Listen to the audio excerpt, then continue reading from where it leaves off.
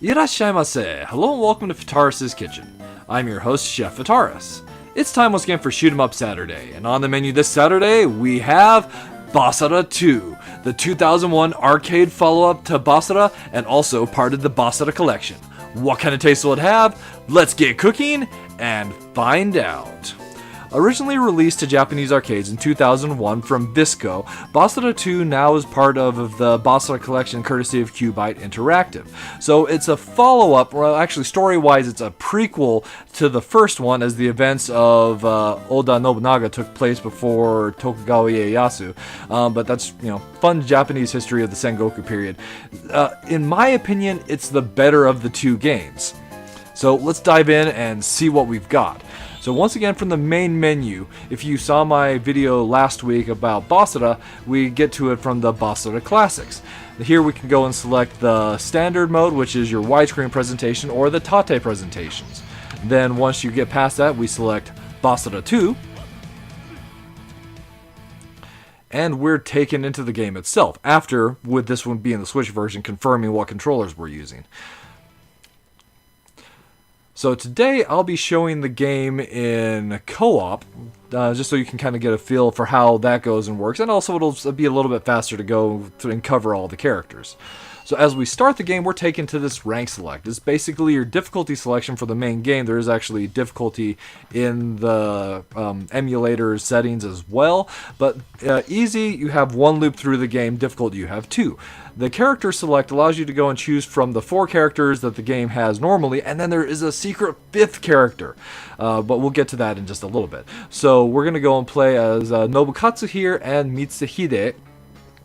And one thing that's changed from Vasara to Vasara 2 is we don't get an indication of the character's strengths, nor do we get an indication of where their hitboxes are, which is definitely a disservice, I feel, to the game itself. As far as Nobukatsu, his strength is he's got 2 for speed and 2 for power, whereas Akachi Mitsuhide has 1 for speed and 3 for power as far as the stars are concerned. And those are values that you can actually see when you go and play the Vasara Timeless mode, since those are there. So as far as mechanics are concerned, it's very similar to the first game, where you go and have your main shot and you also have a charged attack. The charged attack will go and clear enemy bullets, but is a little bit slow to charge. And then we also have Vasara attacks. One thing the game does remove is bombs. So in place of bombs, we have actually the ability to go and store up to 3 Vasara attack charges. Those basically replace and act as our bombs. The game also goes and still uses the same prestige system where we're taking out enemy commanders, and once we take them out we go and get their banners, and those are tallied at the end of the stage for score, as well as during the stage itself for basically multiplier.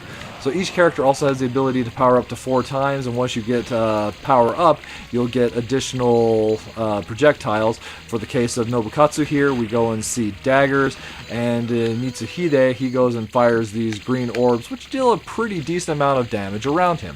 So now we're at the end of the first stage. We have our boss, Oda Nobutada.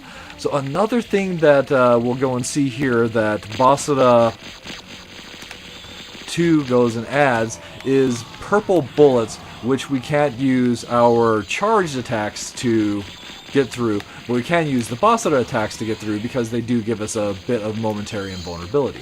I didn't go and discuss what the gems we're picking up are. Those are recharging the Vasara attacks that we have at the top.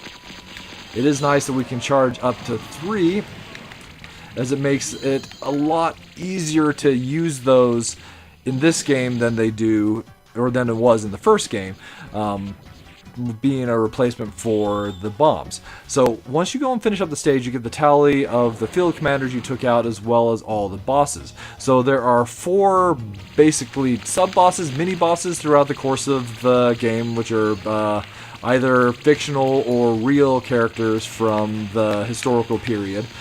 And then of course the boss general themselves. And that's basically what we have. So you'll go through a total of 6 stages, and unlike the first Basara, there's not as much variability to the start of it. There are 2 starting stages. This is actually the second starting stage, and if we go back to the main menu, which we can do by going into our settings here, and basically applying settings, even if we don't change anything, we'll still reset. We can go and see that other stage from the perspective of the other characters.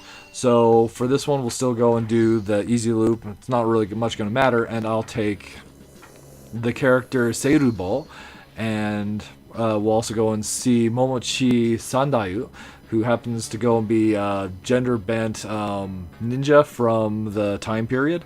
Once again, there's some points that we don't go and see their strengths and their hitboxes at that point.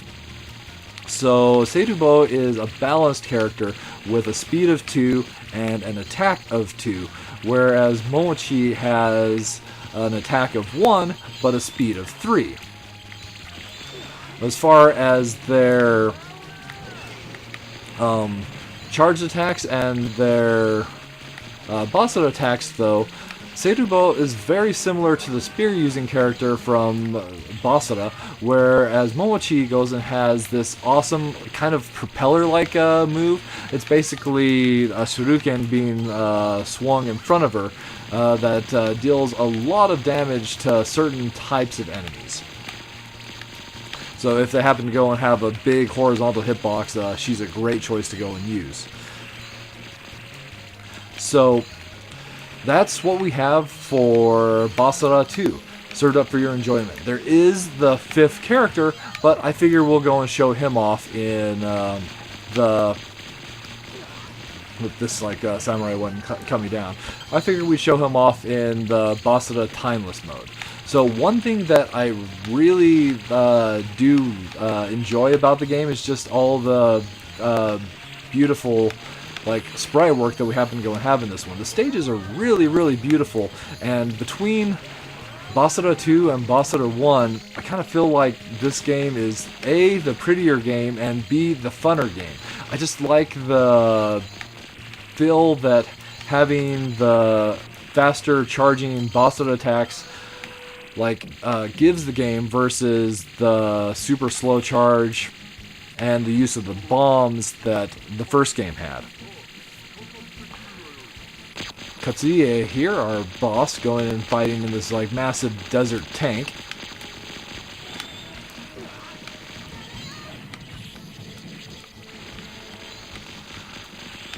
So there we have it, Basara 2 served up for your enjoyment. As far as the flavors are concerned, minus flavor-wise, I just was a little bit puzzled that they would go and have all that extra information given in the first game, and then they wouldn't do that in the second game.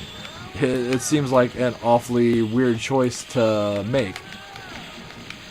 Then once again, this is more having to go and do with the collection, but just the online leaderboard only going and showing the first 10 scores rather than showing all the scores on the server and giving you a good idea of where you're at. That's definitely disappointing.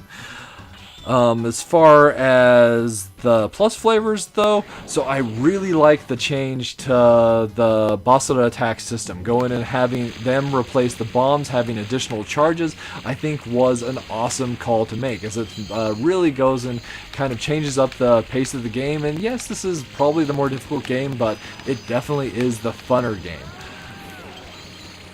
Also, having all the bosses in every stage, those 4 mini bosses that you fight that have their portraits and that we go and see the tally of which ones were defeated at the end. And that's one of the things that's really fun about playing it in co-op, is you get to see which character, or rather which player, took out which of the sub-bosses. That's just a really neat little feature in my opinion.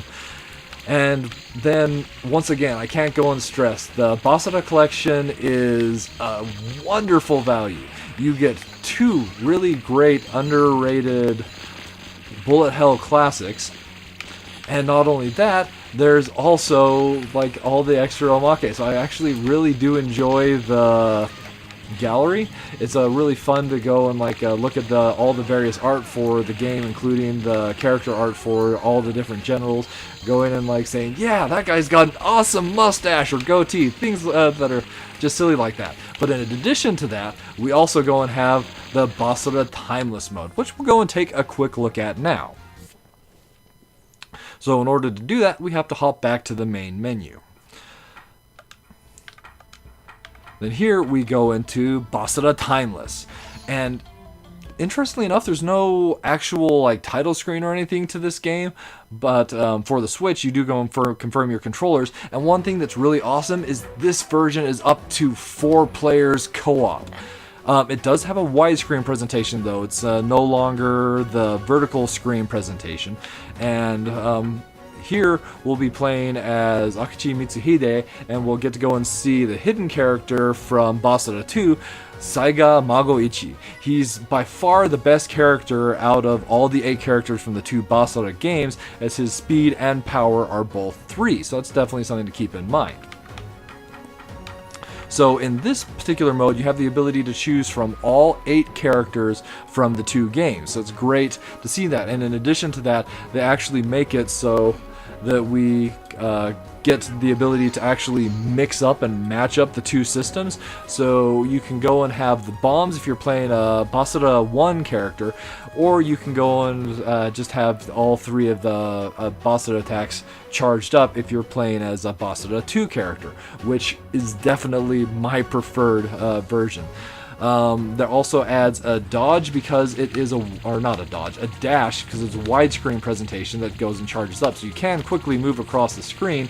But rather than that, it's actually best if you can go and play this with at least 2 players, so then you can kind of divide up the screen so that one character has one side of the screen and one character has the other.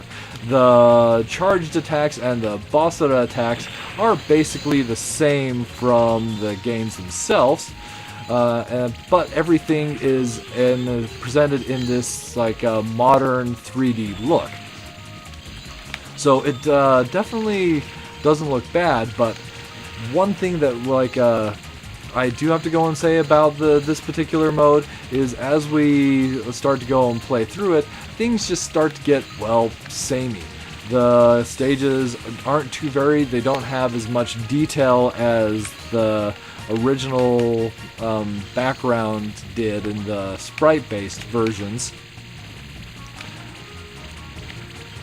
But like those complaints aside, I kind of feel like it's really fun. So you go and still have like these big bosses that go and show up that we can take out, and it goes and has the Vasara 2 style where you get the character portraits displayed when the enemies are defeated.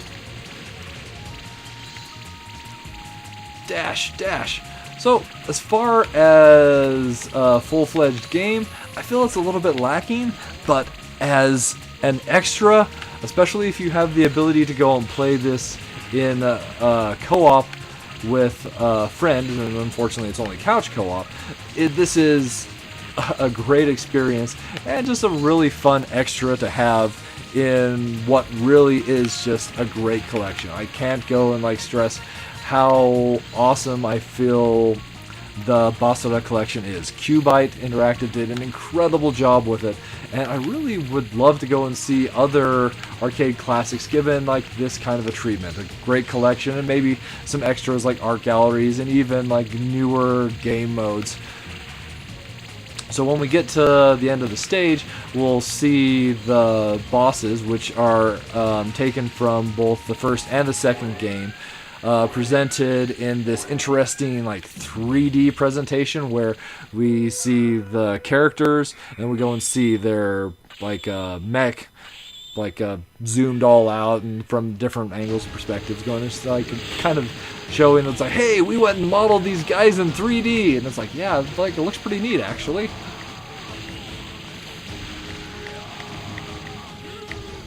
We'll just go and make short work of the first boss, and there we have it. So that'll just about wrap it up for this week's episode of Shoot 'em Up Saturday. As always, I want to thank you so much for coming out and joining me this week, and I look forward to seeing you again next week.